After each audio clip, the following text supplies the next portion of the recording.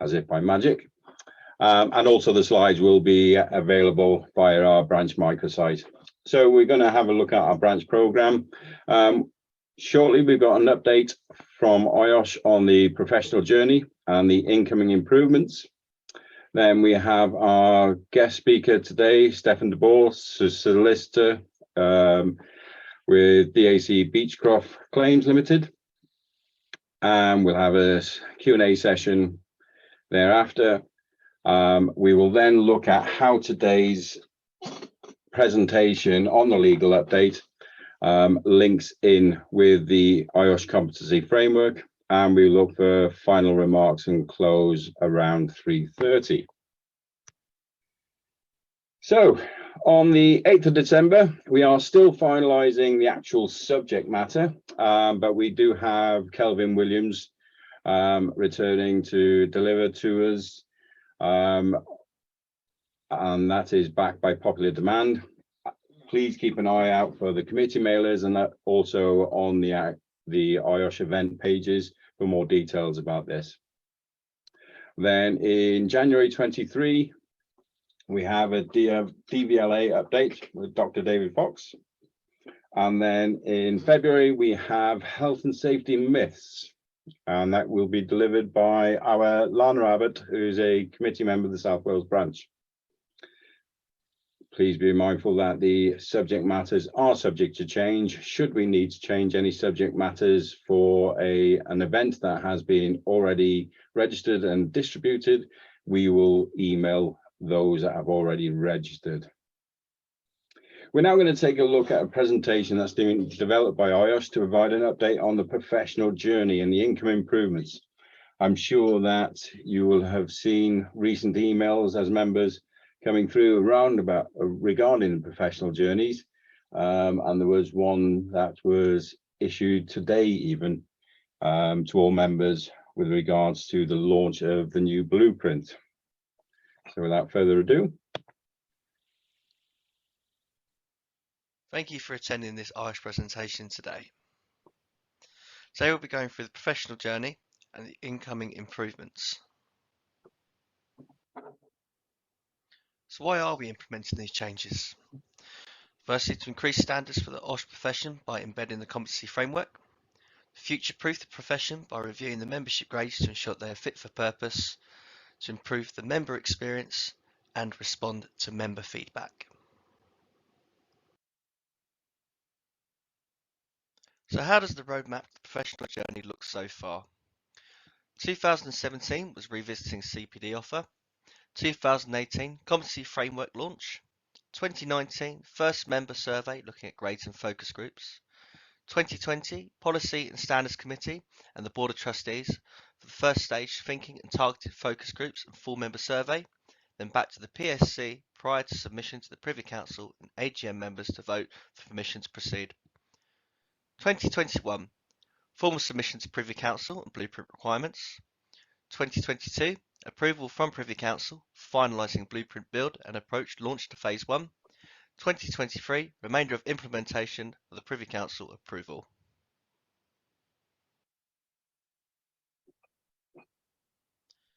Phase 1, what and when? The first phase of the new professional journey launches in November. It will include a self-assessment tool, a personal development plan, the CPD platform and the IOSH ethical practice in IOSH e-learning and assessment. The remaining elements of the professional journey will be available in 2023. Phase 2. The second phase will take place in 2023.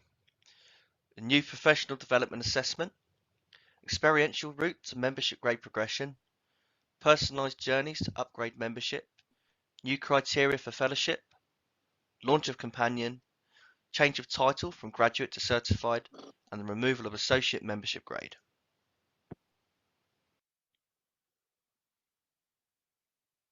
Competency framework.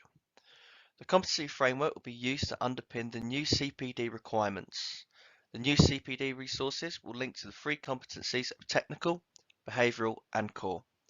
There is an enhanced focus on behavioural competencies.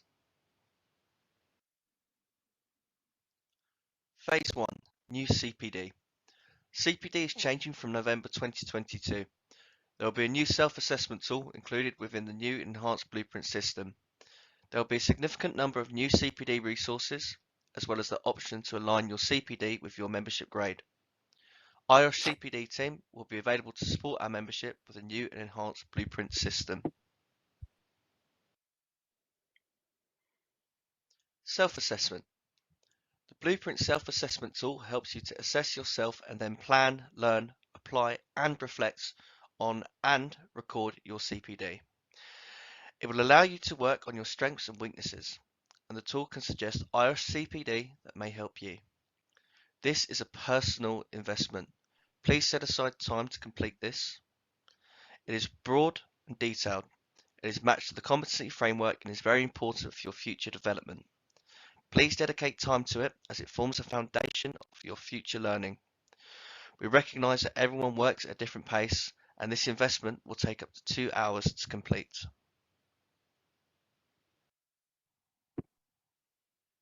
Blueprint homepage. Prior to launch, members will receive login instructions via email. The next few slides give you a visual introduction to the main features of your new and enhanced blueprint. On the left-hand side of the screen are several icons. The top button is the home icon that takes you to your dashboard, which is what you can see on this slide. The dashboard gives you an overview of your professional journey. Phase 1, the new CPD.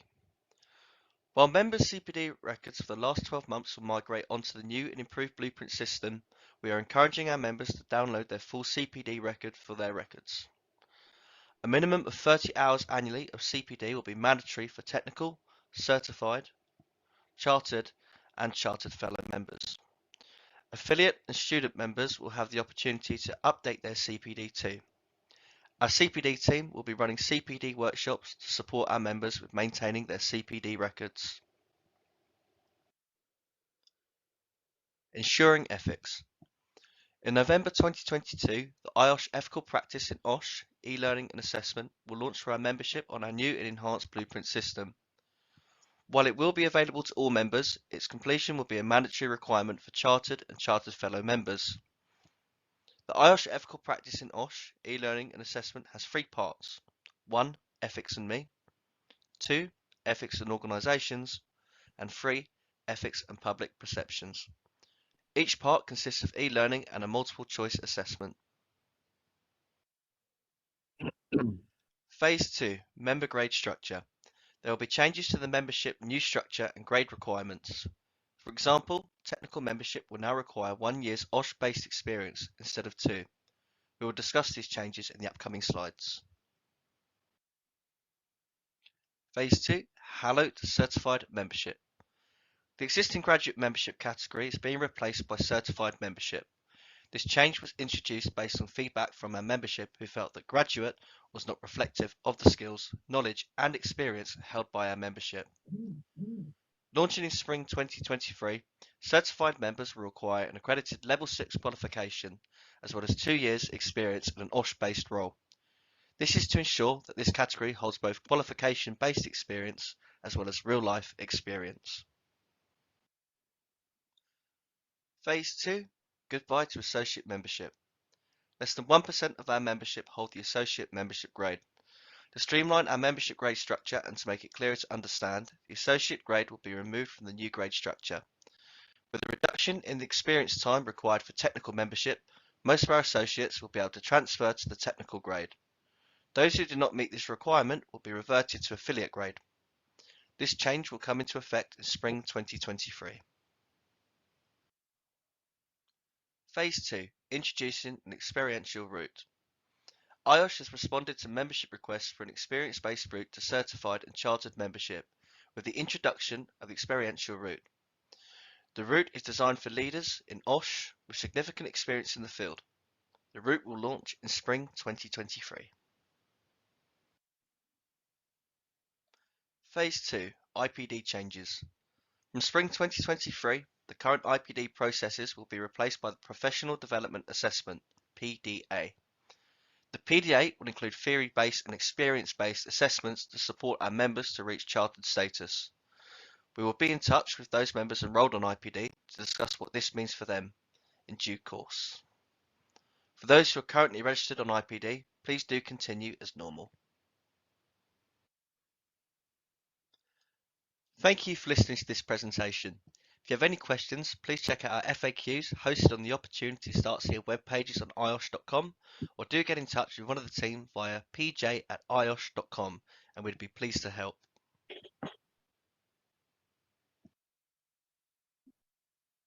Okay, well, there was quite a whistle-stop tour of the changes that are coming in. I'm just going to stop sharing for a second and ask that, has anybody got any questions regarding the update that's just been delivered?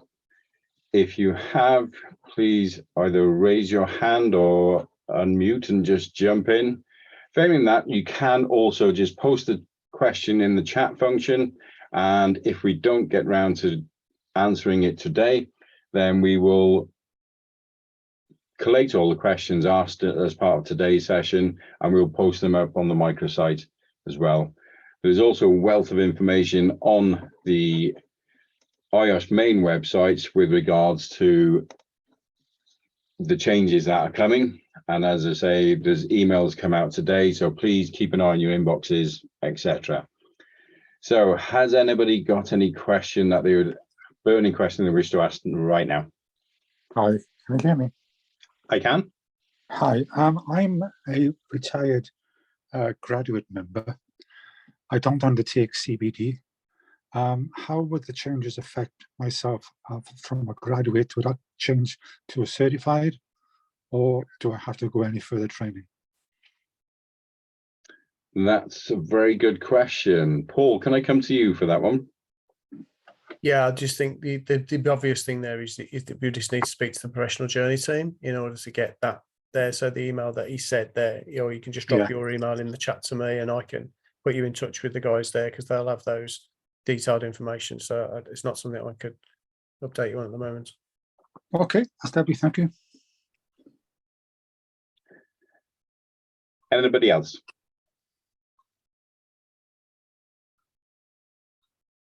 No, we will take silence as accusation, and we will, like I say, those slides will be available. Keep an eye out for any further information being released via emails. You can also get hold of the professional journey team. There is the email that was received today as a member, also gives other links to be able to contact the team at IOSH. Okay, I'd like to introduce our guest speaker today, is Stefan. Stefan specializes in the defense of individuals and organizations, particularly in the construction and manufacturing engineering sectors that are subject to investigation and potential prosecution by regulators for health and safety offences. He also represents individuals and organizations facing coroner's inquests as a result of a workplace fatal incident. Stefan also advises organizations around the consequential health and safety issues such as policies, procedures, enforcement, action, FIFA intervention appeals, and due diligence tender advice. Stefan has been ranked as a rising star in the health and safety in 2021 and 2022 editions of the Legal 500 directory, and is described in the client testimonial as being insightful and knowledgeable. Great to have you with us today, Stefan. Can I hand over to you? Yes, thank you very much, Dylan. Bear with me, everyone, while I load up the slides, please. No problem at all.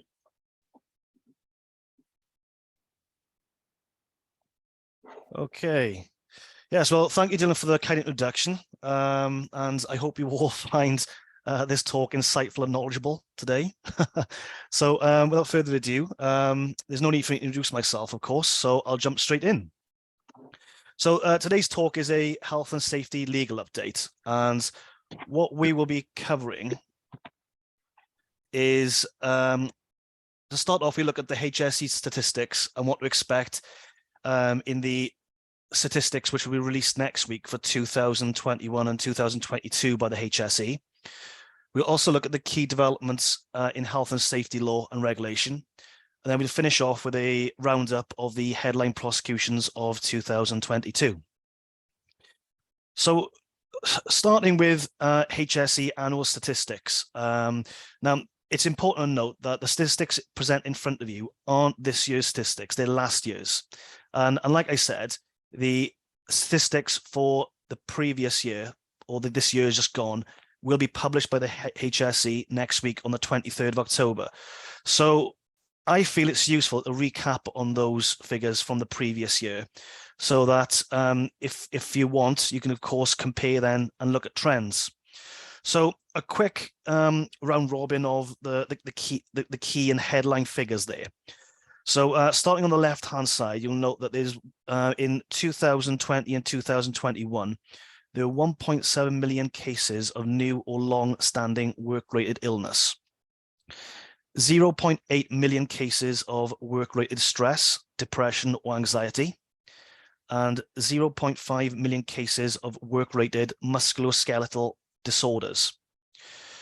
There were 93,000 cases of COVID-19, which were believed to have been from exposure to coronavirus at work, and 0.6 million cases of work-related illness caused or made worse by the effects of the COVID-19 pandemic.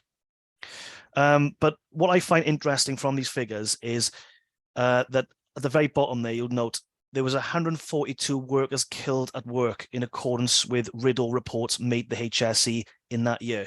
And I'm sure you'll all agree that one fatal instance is more than enough, of course. So moving on and looking at the trends from the statistics from that year. So yeah, work-related stress, depression, and anxiety. We saw a slight decrease in cases from 828,000 cases in 2019 to 822,000 in the following year. In relation to musculoskeletal disorders, there was again a slight decrease from 480,000 to 470,000. In terms of RIDDLE reported non-fatal injuries, we also saw a decrease in the figures there from 65,000 to 51,000. But in relation to fatal instance, we saw a sharp increase from 111, and like I mentioned in the previous slide, to 142. But there's a caveat there. The 2019 and 2020 figures was the lowest annual number on record, and the coronavirus pandemic and its impact on the economy in the final quarter of that year contributed towards that decline. And of course, the rate of fatal injury shows the long-term downward trend since 2012 and 2013.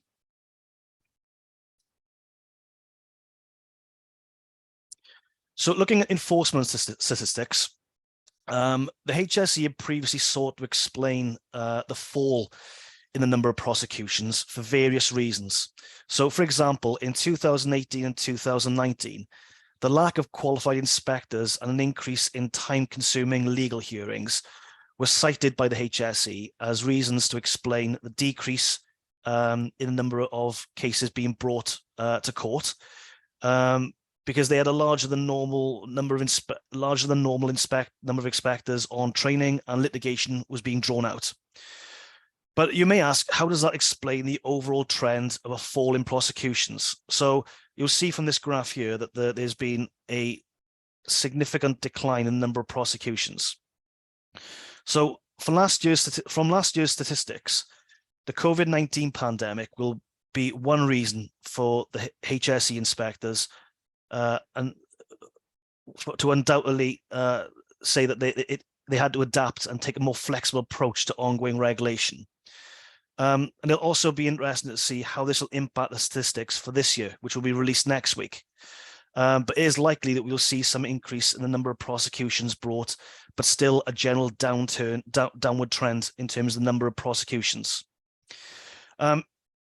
This may be as a result of the introduction of the HSE's fee for intervention scheme in 2012, and the HSE may simply have less appetite to prosecute when they can bring about change in safe working practices through the issuing of formal enforcement notices or notification of contraventions, which would then trigger their investigation costs for doing so, which they can then charge to the offending companies.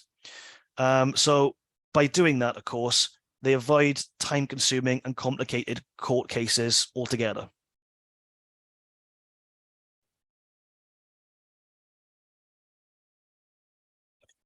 So while conviction rates and average fines remain extremely high, businesses cannot disregard their health and safety obligations on the basis that they are now statistically less likely to be prosecuted.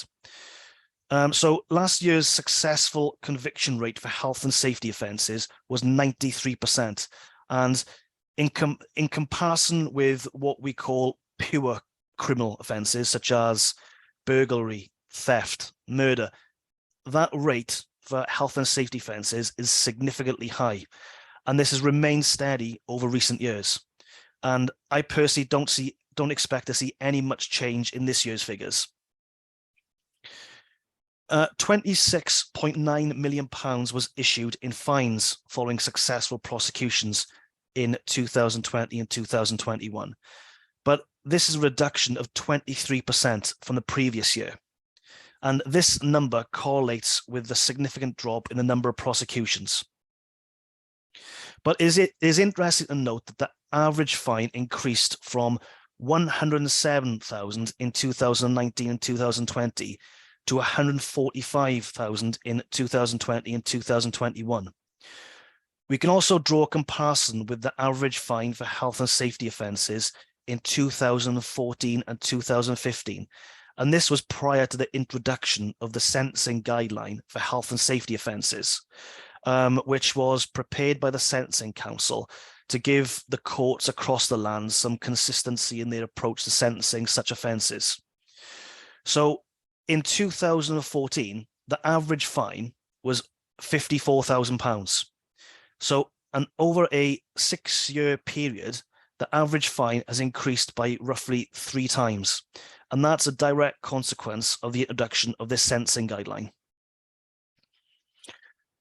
From this, we can see that fines for health and safety offences remain at an all-time high since the introduction of the sentencing guideline.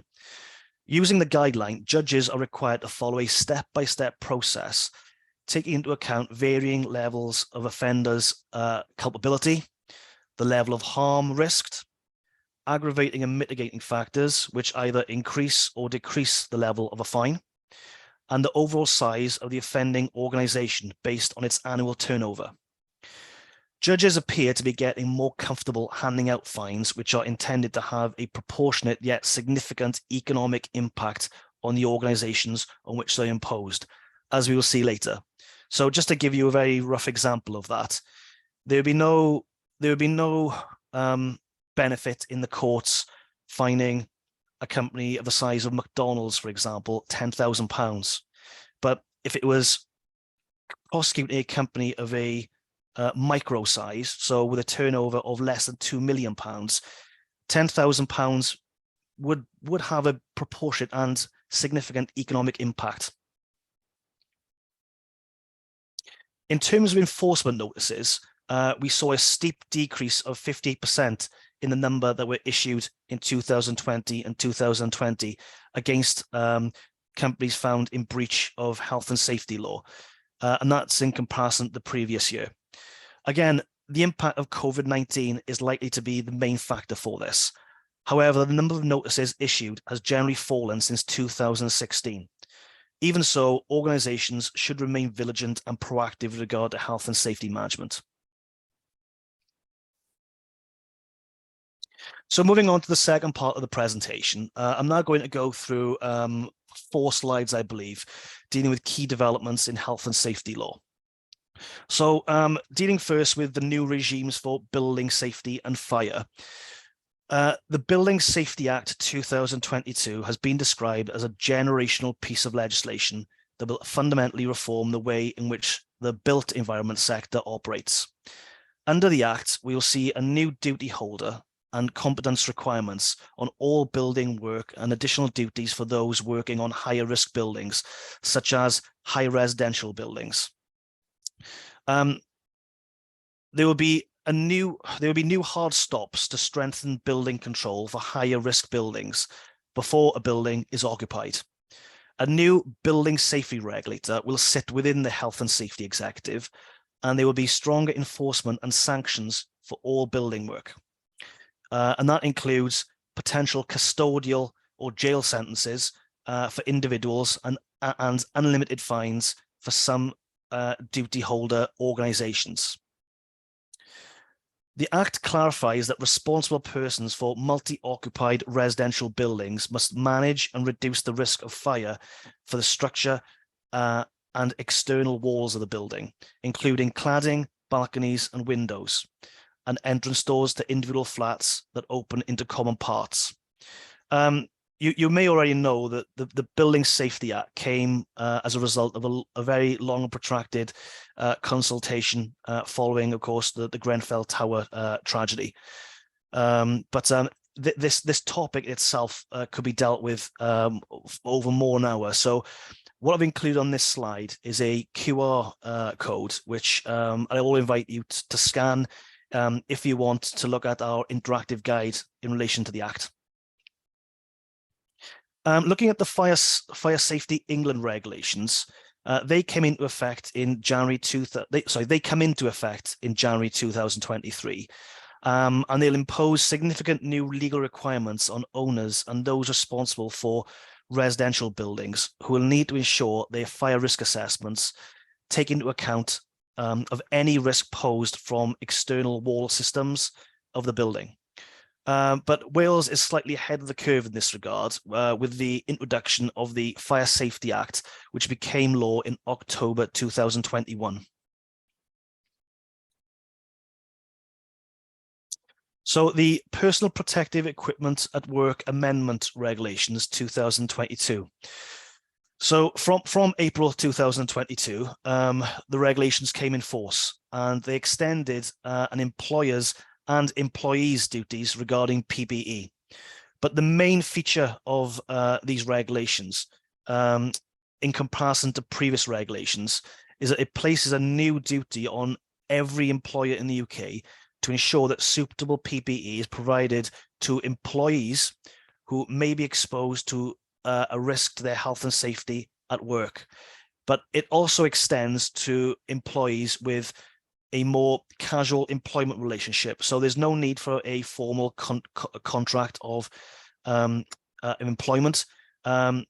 So it may extend to what you call workers with any other contractual obligations, whether that's express or implied. Whilst the changes do not apply to those who have self-employed status, it is clear that an employer's duty in this regard has been widened. Employers will need to ensure that all workers are provided with suitable PPE and are trained or provided with instructions in its use. Employers must also ensure that the PPE is maintained, correctly stored, and used properly.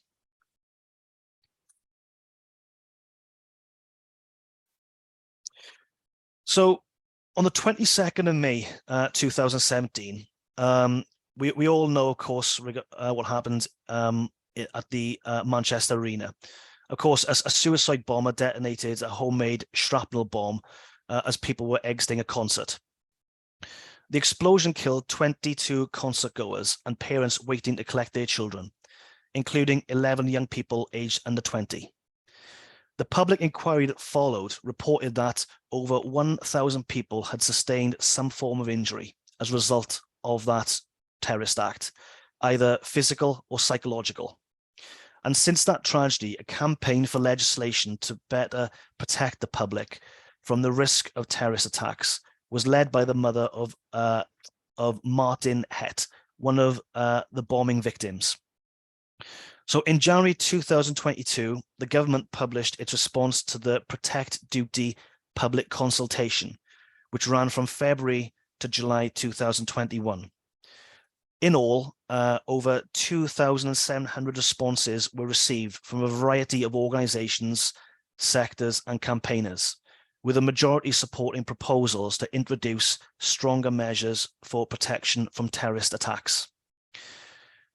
The draft duty legislation, known as Martin's Law, will apply to venues and places to which the public have access.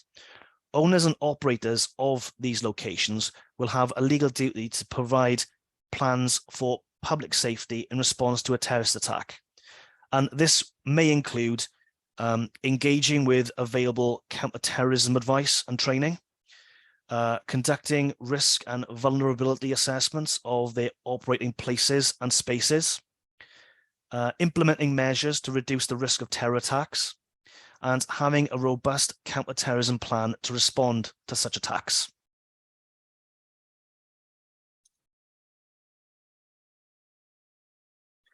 So my last slide on this section, we're going to look at the enhanced health and safety duties for directors. So this slide is particularly important for those attending this afternoon who are directors of companies. The ISO 45001 globally accredited management standard on leadership and commitment brings a significant change from its predecessing standard, the OHSAS 18001.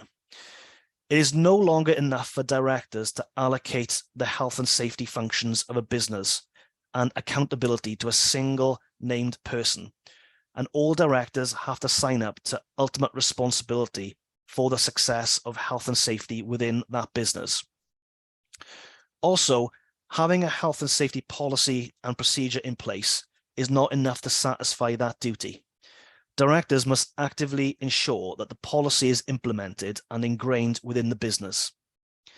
Also, that systems are in place and are working, and improvements are continuously taking place within that organization. These changes suggest that directors now need to be taking more steps and having a more hands-on approach than before when it comes to health and safety within their business. As we will see shortly from the case example and the prosecution of Alutrade Limited in April this year, the way that directors conduct themselves on site is extremely important. Evidence in relation to that is commonly brought before the courts. Within the HSE's own publications and guidance, the importance of leaders being role models for employees within the company is recognized and encouraged. Directors should strive to create a culture within the business where health and safety is promoted and understood throughout. So moving on now into the third and final section of the talk, I'm going to go over, I believe it's 4 or 5 case examples and headline prosecutions of 2022. So to start, we're going to look at the prosecution of Alutrade Limited, which I personally, as likely most health and safety practitioners did, found particularly disturbing. It arose from a fatal incident that took place in June 2017 in the company's scrap metal recycling yard. A worker suffered catastrophic injuries as a result of being crushed by machinery in the yard. As part of a 3-year joint investigation, West Midlands Police and the HSE examined weeks of CCTV footage that was retained by the company. And when they reviewed that footage, they uncovered hundreds, literally hundreds of self-safety breaches prior to the death of the worker. This CCTV footage was ultimately introduced as evidence to the jury at the trial of the company. I have the video montage that was used in the press following the trial. And I'll play the 3-minute video. So I invite you all, please, to imagine what was going through the jurors' minds when they were watching the video. Well, but the CCTV footage, I should say, when the prosecution were presenting their case.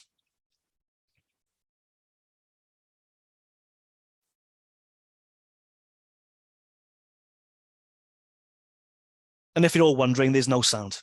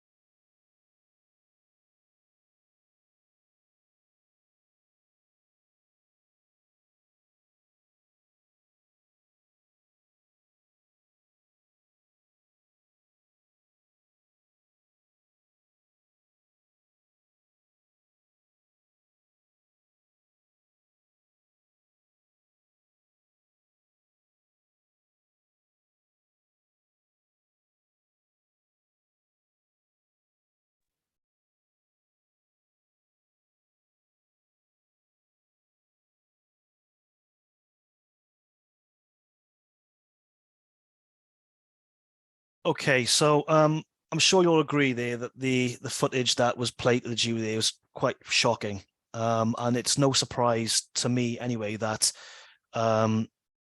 West Midlands Police wanted to make an example of this company by putting that video montage together for its press release. So just to recap on what we saw there, the footage showed the deceased worker accessing an area beneath a hopper, which feeds scrap metal onto a conveyor belt via a broken gate. Colleagues discovered the worker's body a few minutes later. He had suffered major head injuries and was pronounced dead at the scene. The footage also showed other workers climbing in and on the machine and going underneath it to clear blockages. The jury at Wolverhampton Crown Court heard that the company should have prevented access to dangerous machinery, and the machine should have been switched off before workers performed any cleaning or maintenance tasks. The company had been warned previously about the lack of lockable gates to prevent access to the machine. There were gates in place, but they were broken. And the HSE commented that fixing the gate would have been straightforward and inexpensive. But a culture existed within the company from the top down, in which management regularly turned a blind eye to workers taking dangerous shortcuts. As seen, on the day that the deceased worker died, just 40 minutes before the incident, CCTV footage showed the worker working close to the hopper, but the manager, who was standing nearby, failed to take any action. So the company, it's safe to say, they were successfully prosecuted for a corporate manslaughter offence. And that's in the most severe cases where there has been a gross breach of the company's duty of care to its employees. The company was fined £2 million. And when we talk about fines, it's important to recognise that fines are criminal sanctions, so they're not insurable. So whilst insurance policies may cover prosecution costs, and it does very much depend on the terms of insurance policies, these fines are not insurable, and they come straight from the company's profits. In terms of the senior management, the Crown Prosecution Service initially brought charges of gross negligence manslaughter against the company's 2 directors and its health and safety manager, but ultimately they admitted lesser offences of breaching Section 2 of the Health and Safety at Work Act by virtue of Section 37. One director was fined £15,000. The other fined just over £5,300, and the manager was fined £2,635. Okay, so the next case we're going to look at is Sainsbury's, of course, the supermarket. So in June 2020, a Sainsbury's customer needed emergency surgery after driving her mobility scooter into baler twine that had been tied between 2 pillars in its Berkshire store car park. The incident happened during a period when Sainsbury's and supermarkets in general were trying to respond to the COVID-19 pandemic. Of course, restrictions at the time had started to ease in terms of shielding of vulnerable people. And Sainsbury's in its Newbury store had provided a queuing system outside their front door to shepherd people into the shop and control numbers going in one at a time.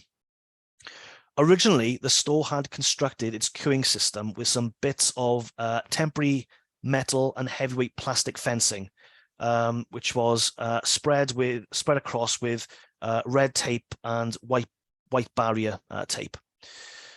However, the barrier tape was relatively fragile, and the snaking queue system was long, which meant that people would try to go underneath the tape to avoid going the long way around. And in doing so, the tape was becoming damaged. Also, the area was windy because the design of the car park seemed to channel the wind through.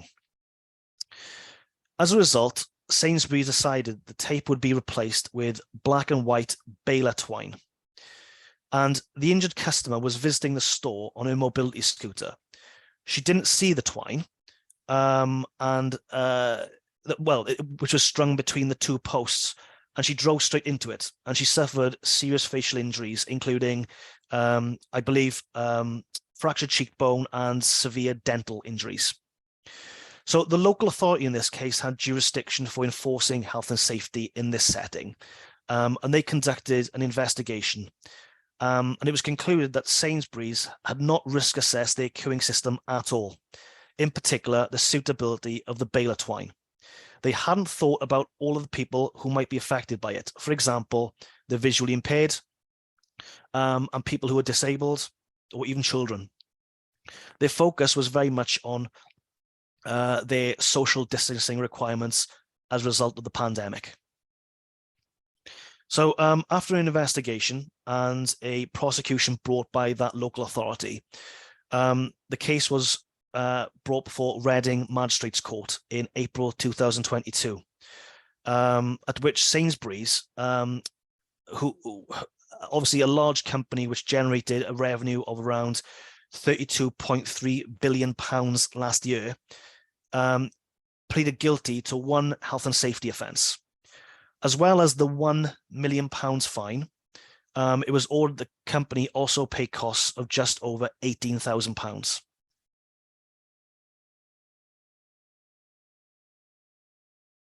Hermes ParcelNet. So this is a Scottish case which involved the death of a worker of Hermes ParcelNet, now called Every, in March 2019. So the worker was fatally injured by a trailer mover in the Hermes depot. He was using the trailer mover to reposition a loaded lorry trailer when he was struck in the chest by the head of the vehicle. He was then pinned against a stationary trailer. He was taken to hospital, but died of his crush injuries 2 days later. The HSE investigated this matter and found the company failed to ensure their in-house trainer was given enough instruction on how the training should be delivered. So, in other words, the trainer hadn't been trained adequately himself. No one on site had ensured that appropriate training was taking place. Company training records showed that towing a trailer should not take place until the second hour of training. However, it was found that the deceased worker had started his practical training just 30 minutes prior to the incident occurring. The company also failed to ensure that 2 trained banksmen were available at all relevant times during the training. The court heard the trainer was at all times in a position where he was unlikely that he would have been able to identify errors from the trainee. The HSE inspector leading on the investigation commented following the court case that the worker lost his life in circumstances which were foreseeable and entirely avoidable. By failing to identify the risks arising from providing training to employees in the operation of a trailer mover, Hermes ParcelNet put their employees at unacceptable risk. A prosecution followed, and at the first hearing before Hamilton Sheriff Court in May 2022, the company pled guilty to health and safety breaches and was subsequently fined the following month a total figure of £850,000. And our final case example is the case of Green Feeds Limited, which on reflection is quite, well, it's in my view as severe as the first case we looked at, Allotrade Limited. So in December 2016, a worker for Green Feeds Limited in Leicester was instructed by managers to clean a slurry tanker containing semi-liquid pig feed by entering the tank and using a pressure washer to clear off the residue. On entering the tank, the worker was overcome by fumes and quickly became unconscious. A colleague attempted to assist him, but also became unconscious himself, due to the carbon dioxide inside the tanker. Both workers drowned and were very sadly pronounced dead at the scene. This tragic case highlights not just the human cost of failing to prioritize safety at work, but also the serious consequences for the organizations and individuals found to be at fault. Those convicted as a result of the incident investigation following lengthy court proceedings included not only the organization itself, but also 2 directors and another employee. So the company, Greenfields Limited, was found guilty of corporate manslaughter on the basis that the 2 deaths were caused by gross failings in the management of the organization, including a failing to respond to concerns raised by staff about the dangerous practice of entering the slurry tankers. The organization was fined a total of £2 million. The company was also found guilty of the lesser offence contrary to Section 2 of the Health and Safety at Work Act, having failed to take all reasonably practicable steps to ensure the health, safety and welfare of its employees. One of the directors was found guilty on a personal basis for gross negligence manslaughter. The jury accepted evidence that her personal knowledge and encouragement of the practices adopted by the workers meant that her actions amounted to a gross breach of her duty of care to both men, and this was a direct cause of their deaths. She was sentenced to 13 years in prison as a result. The director and her husband, also a director of the company, so the second director, both of them were found guilty of lesser Section 2 Health and Safety at Work offences as a result of their personal liability established under Section 37 of that Act. The jury found that the health and safety offence committed by Greenfields Limited had occurred as a result of their personal consent, connivance or neglect. So the second defendant received a custodial sentence of 20 months. The company's transport manager, the employee that I mentioned, was handed a 12-month suspended sentence for breaching Section 7 of the Health and Safety at Work Act, having failed to take reasonable care for the health and safety of the deceased workers through his actions and omissions as an employee.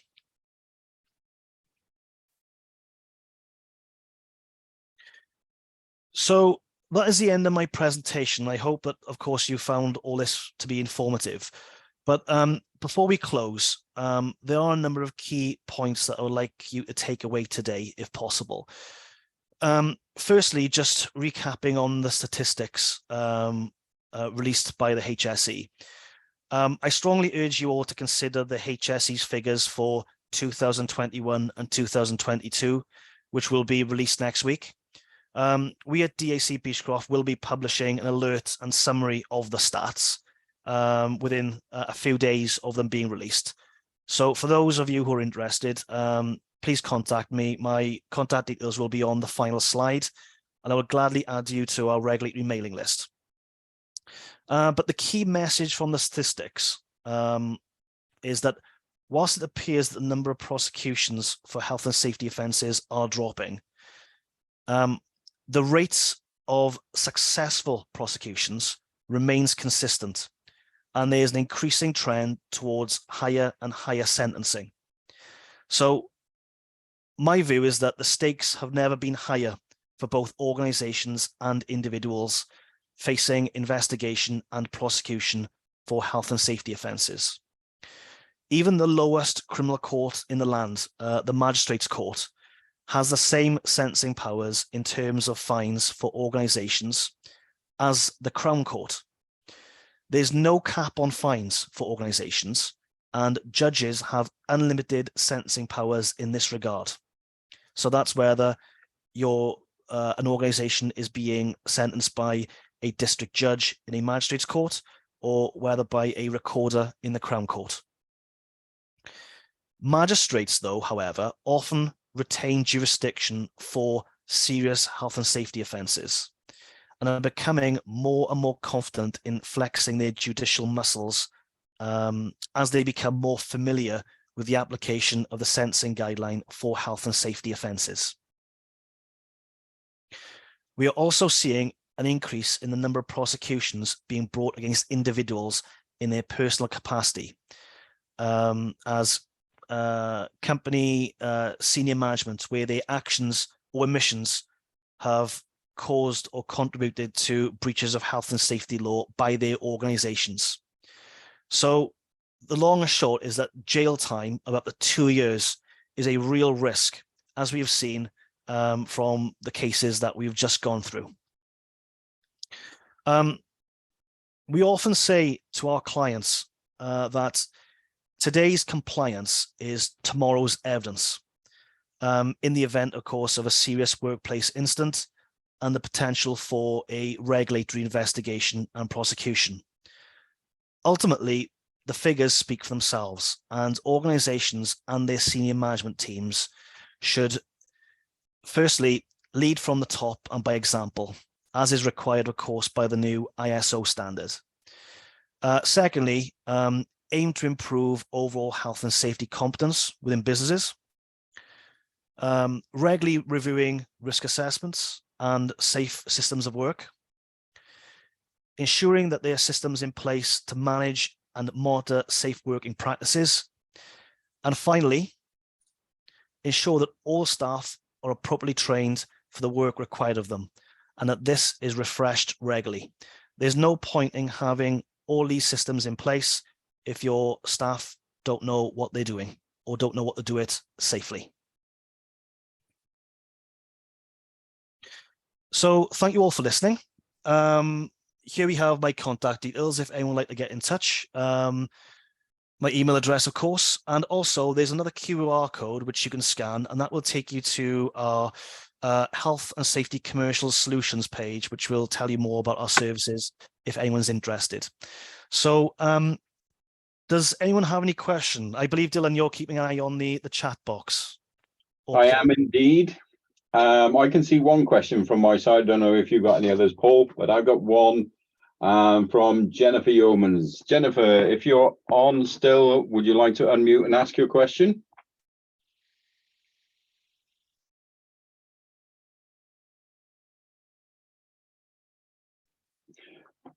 Okay, I will ask the question then.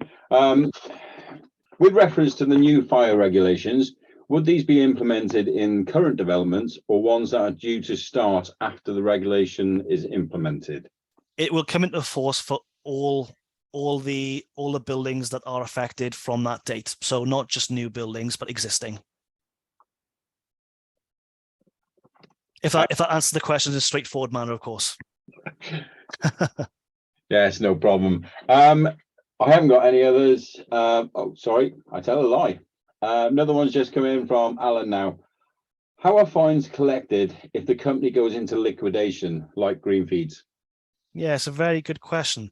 So by the time these companies reach court, usually for very large companies or large even, they'll be armed with company accounts. And if a company is struggling, we often advise our clients to provide reports prepared by forensic accountants or even the company's own accountant, showing the financial position of the company. So we have to remember that the aim of sentencing is to be proportionate. So it's not unless you're dealing with a case which involves the most serious of breaches, corporate manslaughter offences, for example, where the court it wants essentially to put the company out of business.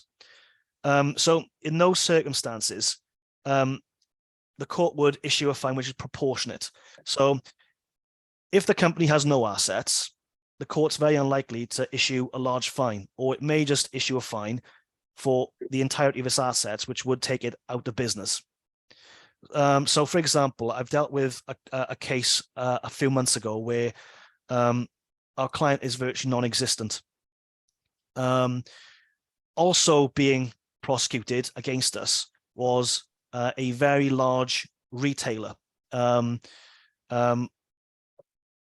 nationwide retailer for that matter, who had a turnover in the hundreds of millions. So in comparison, that company who admitted ended a plea of guilty to that offence was fined £1 million. In contrast, because my client had no assets and hadn't been in business and had been dormant for the previous year, that company was fined £100. So 1 million, 100. It's all what's proportionate.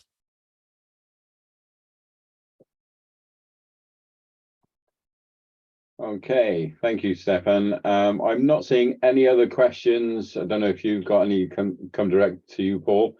No, cool. Just to echo the thanks, there are several in the chat. Thanks, yes, very informative, thought-provoking presentation. Yeah, the video that you showed us was yeah, shocking, to say the least, and extremely sad that, you know, in these days and age that it actually still continues. Before we move on, has anybody got a question that they hadn't had the opportunity to put into the chat? If so, would you like to unmute, introduce yourself and ask your question?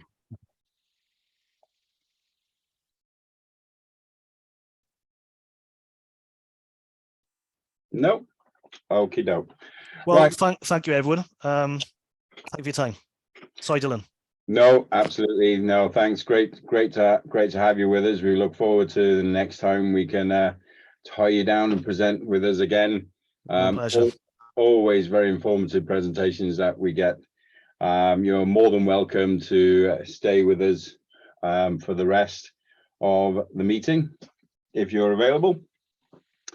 So what we're going to do now is we're just going to have a quick look at how Stefan's presentation and the key points in there can link to your duties and the company duties, or your development and your professional journeys through the IOSH competency framework, the new assessment that is coming out through Blueprint. So if I share my screen 3 and share, so hopefully everyone is now seeing that screen. Perfect. Yeah. So looking at the, sorry, I'll just snip back. There's our competency framework. Again, made up, there's 69 different competencies that sit behind these 12 areas that come under the 3 umbrellas of technical, core, and behavioral. So under the technical competencies, you know, health and safety law, it's making sure that those that are responsible, or, you know, are fully au fait and in understanding of the health and safety executive and the police powers, principles of health and safety, and other legislative frameworks. When we look at incident management, making sure that those that are carrying out incident management and investigation, looking at the reporting, the timescales of reporting, the legal duties about reporting and the timescales therein. And again, where it becomes an even bigger minefield is supporting a legal defense. So looking at integrating health and safety risk into a business risk processes. IOSH risks and those in the rest of the organization, including operational risks, internal and external uncertainties and opportunities, along with possible corporate failure points and associated business and resource implications. So it's taking the opportunity, and all of these are great CPD opportunities. You know, people are required to have a minimum of 30 hours of CPD. You know, if you were to conduct an exercise of assessing, you know, the risks to your business and the processes with these headlines here, and these headlines are all included in the competency framework, take the opportunity, assess that, carry out an exercise, put the measures in place. Great opportunity for CPD and refreshing your professional journey. You will be able to use that as an opportunity to demonstrate competence in the area. And again, the culture around the health and safety competence within the organization, it's quite surprising even nowadays, where within organizations, employees believe the health and safety of employees is the responsibility of either management or the health and safety team. It surprises me when I speak with people and they are still completely oblivious to the fact that they are also responsible for the health and safety of themselves and of those around them. So the core competencies and knowledge management, it's central to everyone's organization's success. The knowledge management is a continuous collection of information and facts relating to IOSH. Again, an area to focus on within your companies and using as demonstrating as your competency level within the framework.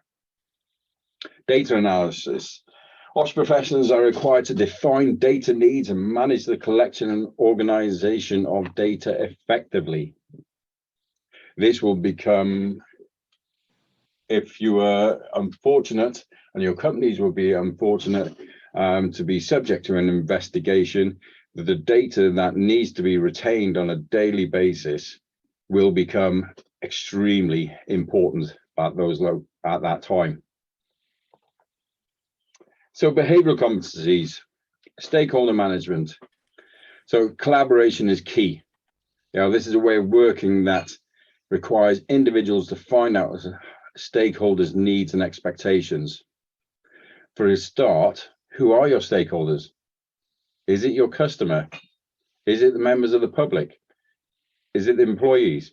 Is it all of them? Are we entirely sure that we and everyone is understanding of who the stakeholder is and how to manage their needs? Communication. Communicating effectively, it's an essential attribute, is the ability to create simplicity out of complexity, so that all individuals of all levels can understand. On a day-to-day basis, I'm sure we all experience that if we could send out any kind of information, but are we sure that that information is getting absorbed and effectively, and are people understanding what we need them to understand? You'll be required to demonstrate that through the competency framework as well. So thank you everyone for taking time to attend today. Again, please accept our sincere apologies for the delay in the meeting start, and a huge thank you to Paul for being able to set up a revised meeting invite and get it out to everyone. At our peak today, we had 76 participants, which is fantastic given the challenges at the start. So thank you all for bearing with us. Thank you to Stefan and everyone sharing your knowledge and experience with us. We look forward to welcoming you at our future meetings and moving forward with us as a branch. As I said, please keep an eye out for committee mailers. If you are not receiving the committee mailers and you are a branch member, then please get in touch with us via our branch email, which is coming up shortly. We also have a short survey that you can complete following this meeting. There's a QR code on the screen, but also, correct me if I'm wrong, Paul, but an email will come out to all participants following the meeting. Yeah, I'll send that just now, so you should get that just afterwards. So yeah, please take time to fill that in and take a minute or two, but it's really important to us to get that information. And while I've got the floor, Dylan, great job today, by the way. Thanks for that. And there was a lot of challenges, but you've steamrolled through that. You've run it perfectly as usual and with brilliant authority and fantastic professionalism. So thanks from everybody on the call for all your help today. That's really appreciated. Fantastic job. Thanks, Bob. Okay, so that just leaves me to finish off by saying, stay connected, keep up to date. Look out for the information coming out from IOSH. We are updating our branch. What we recently updated on our branch microsite are the committee members and our bios. Take a look. There's a slide up there, meet the committee.